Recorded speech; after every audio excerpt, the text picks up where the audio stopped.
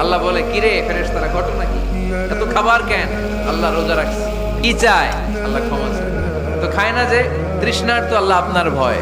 আমারা দেখছে না, আল্লাহ আপনারা দেখে নাই। জান্নাত দেখে নাই, আমার জাহান্নাম দেখেছে আল্লাহ কিন্তু জানে। তারপরে ফেরেশতাদের মুখ থেকে বের করা হবে। সুবহানাল্লাহ পড়ে।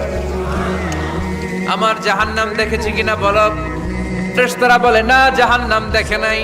আমার জান্নাত দেখেছে কিনা বলো। জান্নাতও দেখে নাই, কিছুই দেখে নাই, আপনারেও দেখে নাই। আল্লাহ এবার খুশি হয়ে যাবে।